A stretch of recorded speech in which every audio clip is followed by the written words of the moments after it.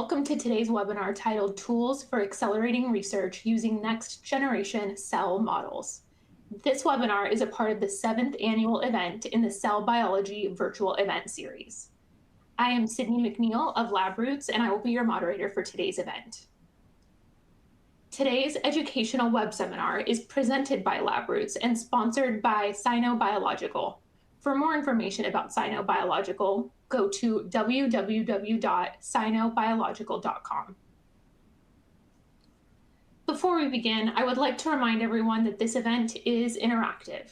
We encourage you to first participate by communicating with other attendees using our live chat feature during the presentation. You can find the live chat located at the left of your screen. You can also participate by submitting as many questions as you would like during the presentation. To do so, simply type them into the Ask a Question box and click Submit. We will answer as many questions as we have time for at the end of the presentation. If you have any trouble seeing or hearing the presentation, click on the Help Desk button located at the top of your screen in the navigation bar from within the event. Finally, as a reminder, this presentation is educational and offers free continuing education credits. Click on the Continuing Education Credits image located to the right of your screen and follow the process to obtain your credits. Now let's get started. I now present today's speaker, Shebna Massey, Associate Product Manager at Sino Biological. For a complete biography on our speaker, please find it on the left of your screen. Shebna, you may now begin your presentation. Thank you, Sydney. Hi, everyone. Thank you for joining for this webinar today. I am Shebna Massey, an Associate Product Manager at Sino Biological. Today, I'm going to talk about the next generation cell-based models in biomedical research and what tools Sino Biological offers to accelerate the research using these next-gen cell models. I will begin with what are the different kinds of cell models and the next generation cell models that are available for research. Then I will dive a bit deeper into stem cells and organoids as the next generation cell models. And following that, I will discuss the tools that are necessary for research using stem cells and organoids. And finally, I will share about all the products and services Sino Biological is offering to support the research using stem cells and organoid models. So let's begin with the overview of next generation cell models. Animal models and two-dimensional 2D cell lines have been successfully applied in biomedical fields over the past 100 years for purposes such as improving our knowledge of cellular signaling pathways, developing guidelines for the design of candidate compounds, identifying potential drug targets, and clarifying the underlying pathological mechanisms of diseases. Scientists rely on a wide array of cells as the in vitro experimental models for research, and there are examples of primary cell cultures, immortalized cell lines, luciferase labeled cells, progenitor cells, and others. And then there are 2D and 3D advanced next generation cell models.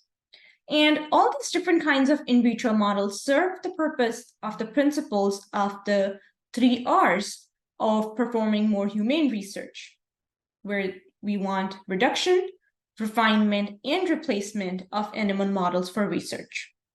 And biopharmaceutical companies around the world are looking to reduce, refine, and eventually replace animal models for preclinical drug development and toxicology studies and disease modeling to save time, reduce the cost, and be more predictive of clinical trials.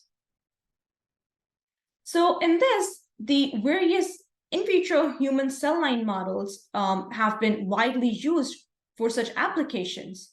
The 2D stem cells offer their ability to self-renew, self-replicate, and differentiate into multiple cell lines. They offer a more realistic model to identify and confirm new drug targets and generate pharmacology and toxicology data earlier with stronger translation to the clinical setting. And additionally, the application of stem cells in drug development creates a new path to personalized medicine. while at the same time reducing or even potentially replacing animal testing.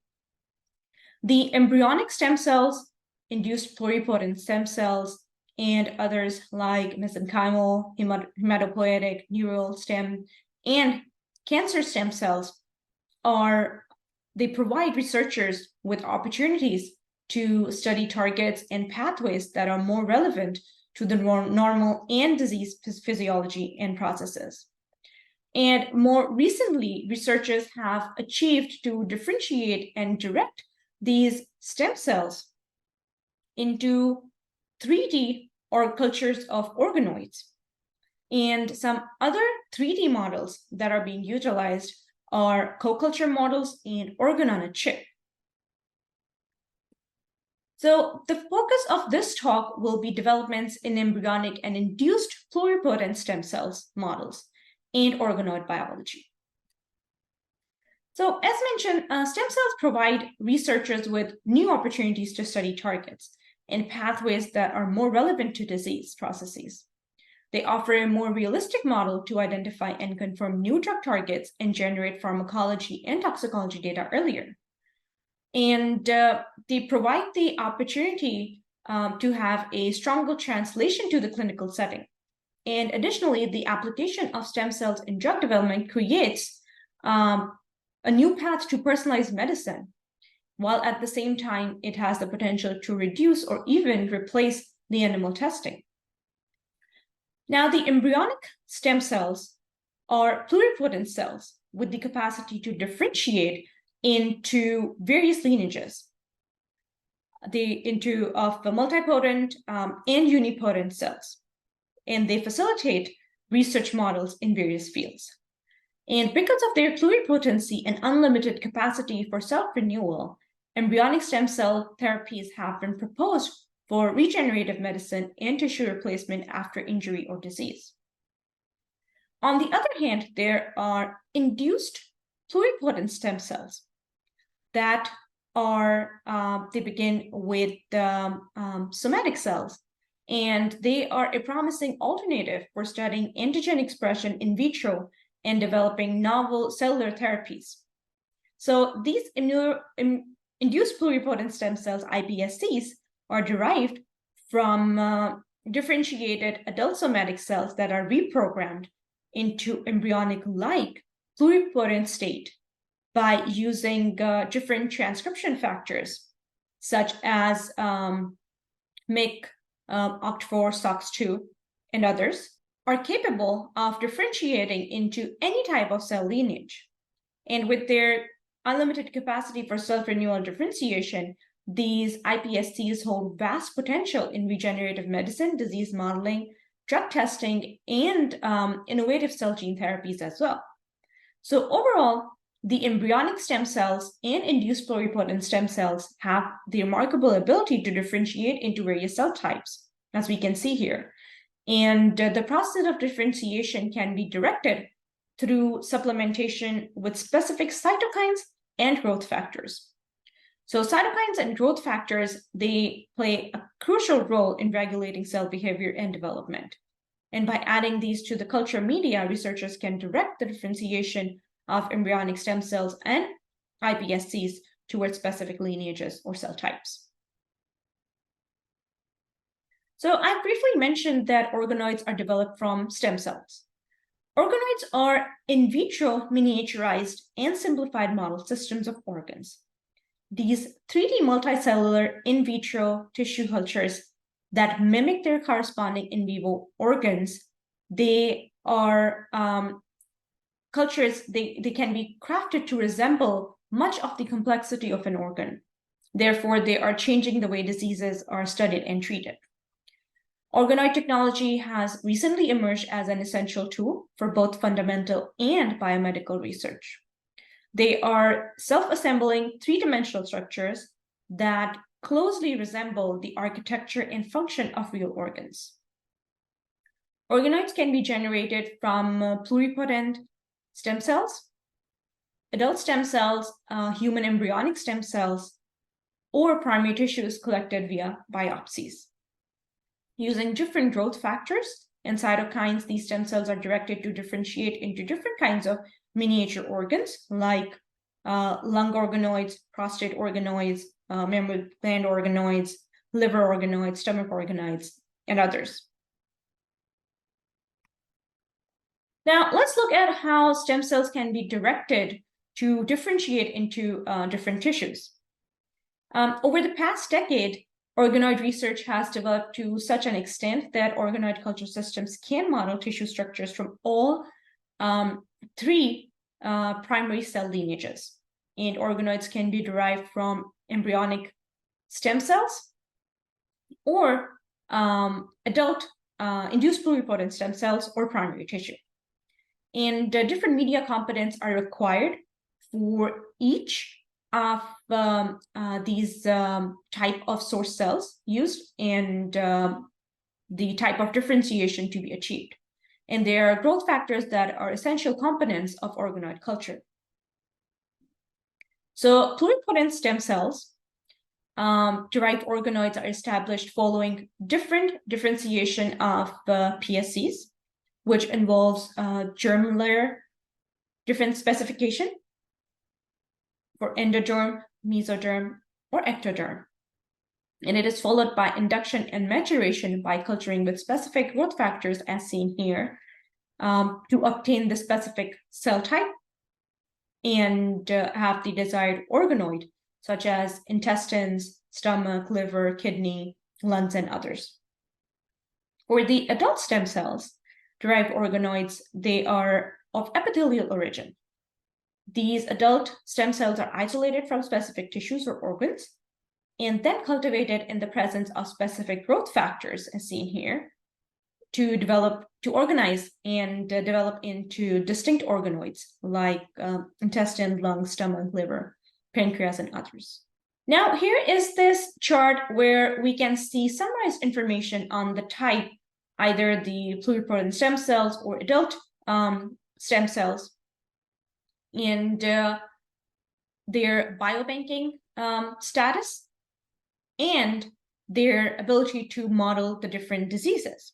And from this, we can see that each type of stem cell are helpful in generating what different key organoids. And we can see whether they are biobankable and how well they are recapitulating the disease. And it is notable here that majority of the organoids are capable of modeling the disease, and they can be biobanked as well. So far we have seen what cells and factors differentiate into what organoids. Here we can see what different diseases can these various organoids be used successfully in studying. So organoids have emerged as powerful tools for disease modeling due to their ability to recapitulate the structure and function of specific organs or tissues.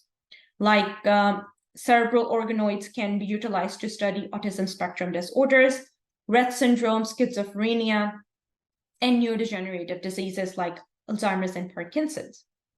Optic organoids function as models to study glaucoma and other optic disorders.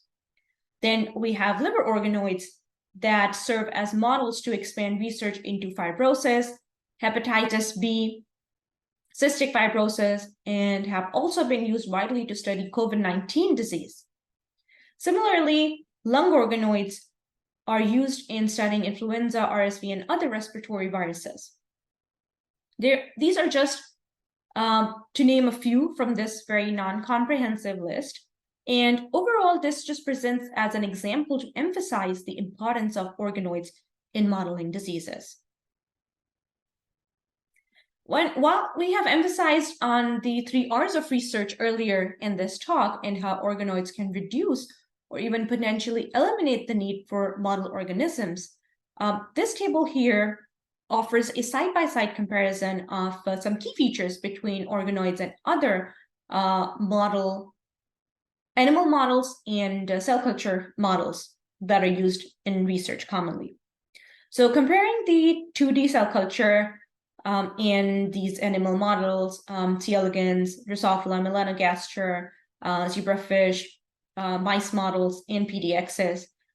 When we look at all these different features, of ease of establishing system, ease of maintenance, recapitulation of developmental biology, duration of experiments, genetic manipulation, genome-wide screening, and others, we can see that human organoids are able to meet all of these requirements, and they offer suitable model to cover and recapitulate all of the features of all of these animal models and cell culture models. So they are a very suitable model to potentially replace these animal models. Now, looking into the overall biomedical applications of organoids, they have various biomedical applications, from a better understanding of development of modeling diseases to being incorporated into drug development. These organoids are being incorporated into these workflows and being used in regenerative medicine. They can be used for cell-based therapies, personalized medicine, and genome analysis. And organoid technology provides ideal models that mimic human genetic diseases caused by mutations or other diseases like we have seen various neurodegenerative diseases. And by using different gene editing techniques such as CRISPR-Cas9, researchers can investigate diseases associated with different genetic defects as well. And the organoid technology has also provided a potential tool for high-throughput drug discovery, and it enables accurate toxicity testing and preclinical studies. Advances in cancer research within organoids are opening the way for promising organoid transplantation therapy in the future. And further, in vitro organoids recapitulate the principles of organ biology, and they offer simplified and easily accessible cellular model systems that mimic specific aspects of the 3D architecture, composition of cell types, and human organ functions. So overall, organoid technology may fill a need in medical research, and it holds a very promising future for a wide range of translational applications. Organoid cultures, they have some challenges as well. So although these 3D organoid field, the 3D organoid field is moving ahead in offering very innovative approaches for biomedical research and clinical translational research, there are still several hurdles that need to be addressed. Specifically, the sizes of organoids developed to date have been limited due to the lack of vascular structures. But that can be overcome by using the vascularization via co-culture with endothelial cells. And that can provide a near physiological way to increase nutrient exchange. Then there is also a limitation of slow maturation. That is a crucial limiting factor in disease modeling of the later developmental stages. But pre-treating organoids with very small molecules, compounds, they can offer a solution to this hurdle. Then the establishment of ecto, meso, and endoderm tissue interactions during development may also be a promising approach to improve recapitulation of the typical organ system interactions observed in vivo. And also tissue engineering is also a promising approach to using microfluidic platform in composite organoids. And as mentioned, co-culture systems could offer the advantages of 3D organoid model systems to study functional and spatiotemporal interactions among diverse cell populations. So overall, emerging organoid technologies have already been useful for biomedical research, for drug screening in individualized medicine, and in combination with genome editing technology for gene therapy. And the broader applications of organoids are in the beginning stage of exploration, but with extensive research, we'll be enabled to use these 3D organoids in replenishing existing model systems. And that can help us to strengthen the basic and clinical studies in the future. Next, let's discuss some key tools that are required for stem cells and organoid research. So stem cell and organoid research relies on a wide range of tools and techniques to culture, manipulate, and effectively use these cells and structures as models. Starting from various cell culture components, there are recombinant growth factors and cytokines that are essential for maintaining stem cell pluripotency and promoting differentiation when needed. Then we have the antibodies that serve in characterization. They help in detection of specific protein biomarkers in cells and organoids, and they are used in techniques ranging from IHC to flow cytometry and Western blotting. Then similarly, we have ELISA kits that are used for detection of tissue-specific markers and cytokines. And then we also have the PCR primers and cDNA clones that can be used in the screening and then genome editing and transduction of somatic cells. So we have briefly discussed that in the process of organoid generation, medium signaling are essential for facilitating cell-to-cell interaction, and these are integral to self-assembly and cellular differentiation. So cytokines and growth factors, they play important roles in transmitting information between cells and regulating immune responses and effector functions, such as promotion of cell proliferation and growth and tissue repair. So they are extensively used in basic research and in organoid maintenance, generation, and differentiation. The common ones that we can see here from this chart are activin A, Wnt, FGS, and BMP, where Wnt, it initiates the formation of the organoid, BMP shapes the patterning, and FGF facilitates in fueling the growth of the organoid. And then other growth factors and cytokines, they help in differentiation into specific organ-specific tissues and organoids. Then to generate an organoid, typically pluripotent stem cells are cultured and subsequently grown into a fully differentiated structure with specific cocktails of growth factors required for each step, as we have seen previously. So these specific combinations of growth factors and cytokines, such as GM-CSF, activin A, BMP4, DLL4, EGF, and FGF, among others, they are essential components of differentiating stem cells, and more specifically, iPSCs into various cell lineages, as seen in this table. And each one of this special combination of growth factors, it promotes differentiation of iPSCs into macrophages, regulatory T cells, nephron progenitors, mesenchymal stem cells, lung epithelial cell lineages, hepatocytes, and others. Now I would like to take the opportunity to share with you all what Sino Biological has developed and what all we have to offer as a panel of recombinant growth factors for stem cell and organoid research, and all the other products and services that we offer for research that uses stem cell and organoids.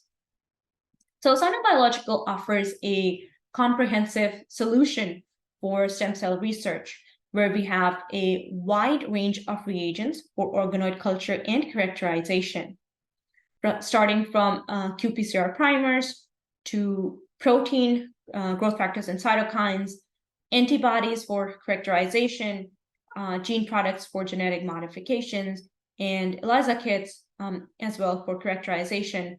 All of our products are high in purity, offer low endotoxin. They are validated for their activity, highly cited by researchers who use our products. We offer different versions of with tag and tag-free versions. They are our products are HPLC verified, And worth highlighting that we are very competitively priced, and all of our products are made in-house. So we offer a wide range of reagents for organoid culture and characterization. As we have been emphasizing throughout this presentation how important cytokines are for organoid development, Sino Biological offers more than 800 cytokine products that cover more than 250 molecules. And it covers the major families like TGF-beta, BMP, interleukins, chemokines, and other growth factors that are used in stem cell and organoid cultures. We have noted that cytokines and growth factors are very essential for cell maintenance and differentiation. And as a global leader of high-quality recombinant cytokines, Sino Biological is supporting the rapid development of stem cell research through its high-quality products. And here are a few examples of DLL4, GM-CSF, activin A, FGF10 growth factors and cytokines. And you can see here that they are validated for their bioactivity in cell proliferation and different binding assays. And also these cytokines and growth factors are highly cited in reputable journals as well. So Sino Biological does not only offer high-quality cytokines, we are also very proud to offer GMP-grade cytokines for stem cell cultures. And by employing a high-quality management system that adheres to GMP standards and implementing stringent quality management and release testing criteria, Sino Biological has successfully created a range of high GMP-grade cytokines. And here are a few examples of our featured GMP-grade cytokine products for IL-2, 21, 7, and GM-CSF, where you can see that they are validated for their bioactivity in cell proliferation assays, as well as they are validated, they are tested for their purity, so they're high in purity, validated via SES page and SEC-HPLC. And also, these GMP-grade cytokines have high batch-to-batch consistency. Moving on from protein products to antibody products, where cytokines are essential in culturing of stem cells and organoids, antibodies are important in characterization, like the anti-CD45, anti-CD14, E-cadherin, and CD31 antibodies.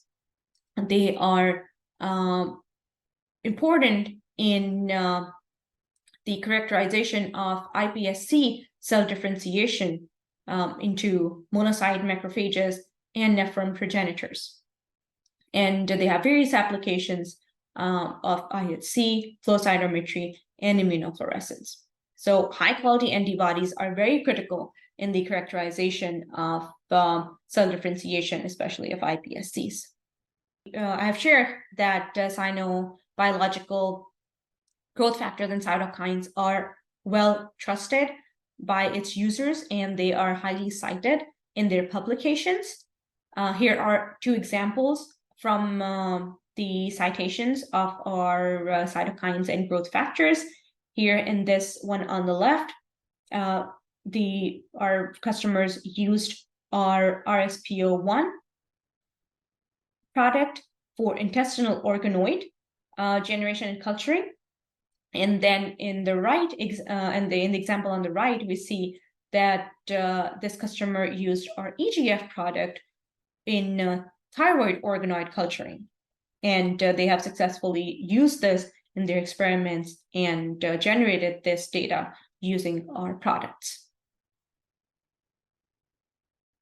Now, moving on, here is a non-comprehensive list of the different cytokines and growth factors that Sino offers that are used in culturing of different organoids. And the common ones that we have previously seen are activin A, EGF, RSPO1, BMP4, HGF, FGF, among others. And this shows by organoid type which different cytokines and growth factors are used, and Sino Biological offers all of these products. This table here, I would like to draw your attention by again highlighting that our products are highly cited and they have high batch-to-batch consistency and are tested for their high purity via SEC-HPLC. And specifically, I would like to highlight that our products are very competitively priced, as seen here for this specific product of the IL-18, where we have high batch-to-batch consistency. Our prices are very competitive compared to other competitors offering these products. And towards the end of our presentation, I would like to go over our ELISA kits and pair sets that we have to offer that can be used in stem cell cultures and organoid cultures. Some features of these products, these ELISA kits and pair sets, are that these are full-length proteins that are used as immunogens, and it has both the capture and detection antibodies that are monoclonal. And these kits, they are passed through stringent quality control measures, and again, they are very affordably priced.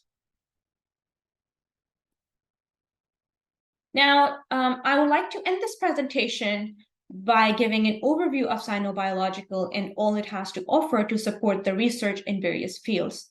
With an extensive catalog, we offer over 6,500 proteins, 14,000 antibodies, more than 47,000 gene products, and more than 600 ELISA kits. We use different expression systems, and from recombinant proteins to monoclonal antibodies, our high-quality products undergo rigorous testing and validation to ensure the reliability and consistency.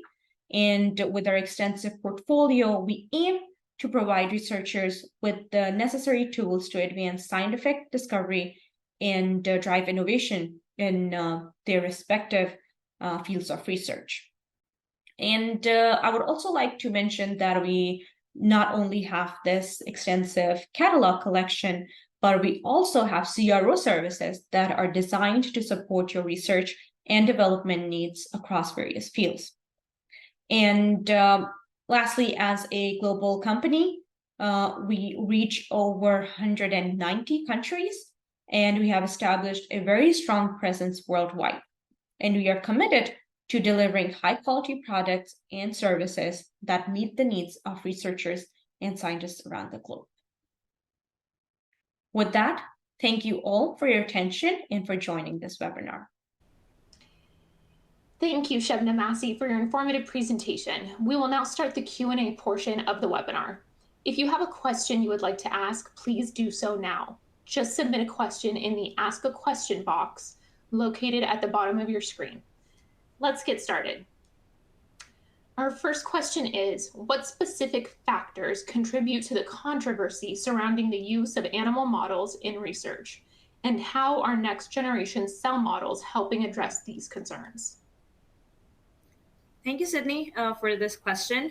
So the controversy surrounding animal models arises from concerns mainly about the limited ability to be translated to humans, and there are ethical issues related to animal welfare.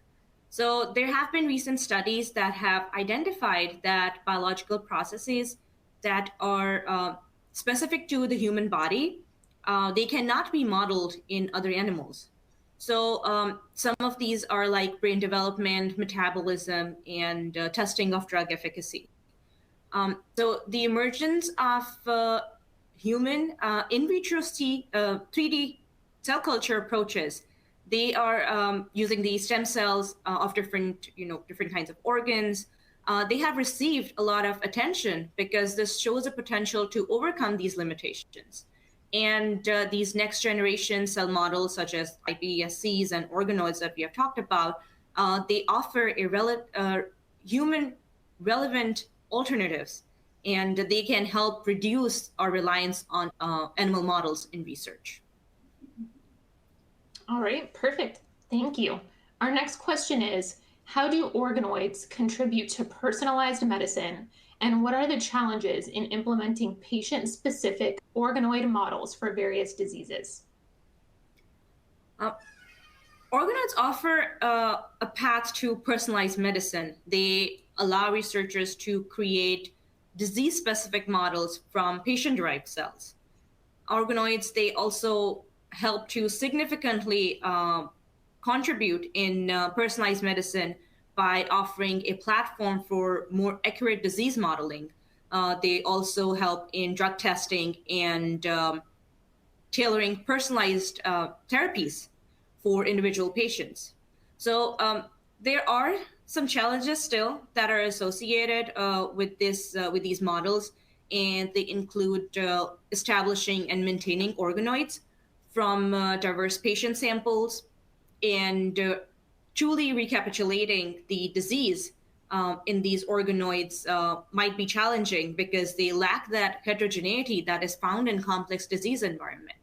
So, of course, there are some ethical issues and cost that is also associated with personalized medicine that are all the limiting factors in this. But despite all these challenges, the potential of patient-specific organoid models in advancing personalized medicine is significant. And researchers and healthcare professionals, they are continuing to work on overcoming these obstacles to harness the full potential of organoids in helping improve the treatments and improving the patient outcomes. Perfect. Thank you.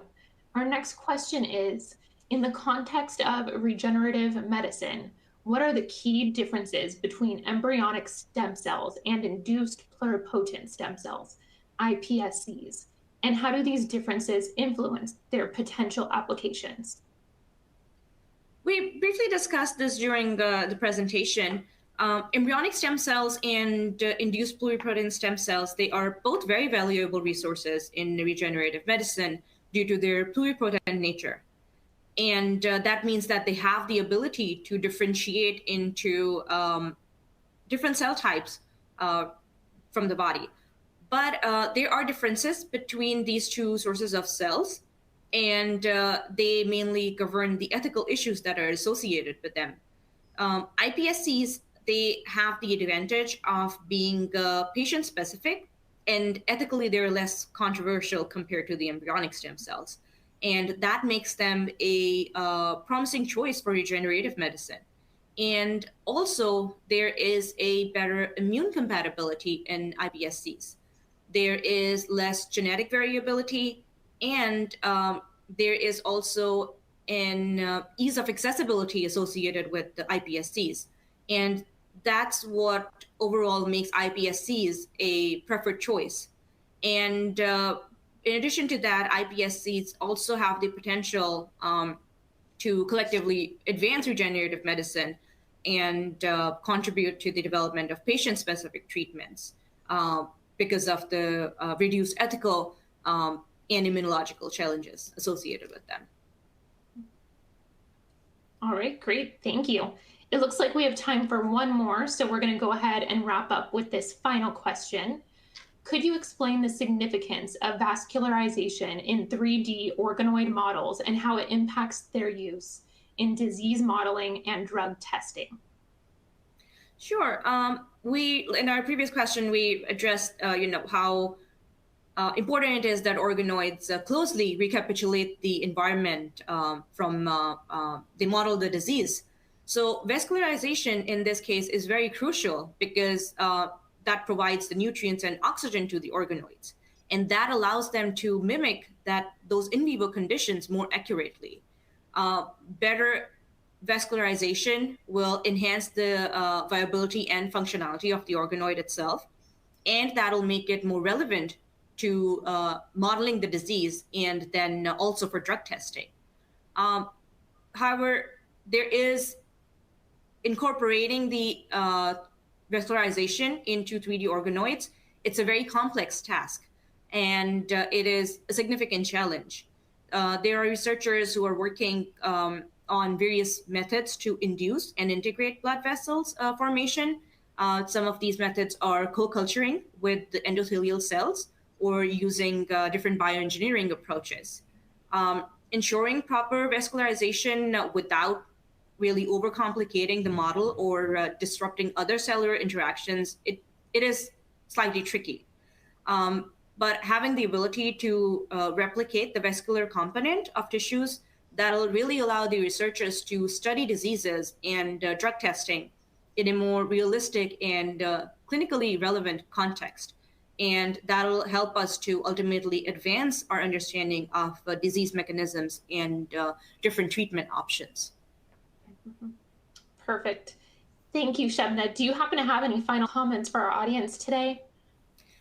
Thank you so much for joining for this presentation, and I hope that it was helpful in learning something about the 3D organoid models and different tools that are available for it. And thank you so much to LabRoots. All right. Thank you again, Shebna Massey, for your time today and for your important research. Before we go, I would like to thank the audience for joining us today and for their interesting questions. I would also like to thank our sponsor, Sino Biological, for sponsoring today's webinar.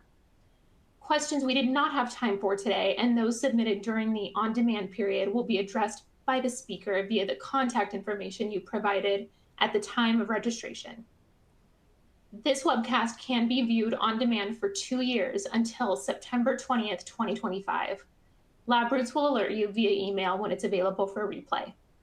We encourage you to share that email with your colleagues who may have missed today's live event. Until next time, goodbye.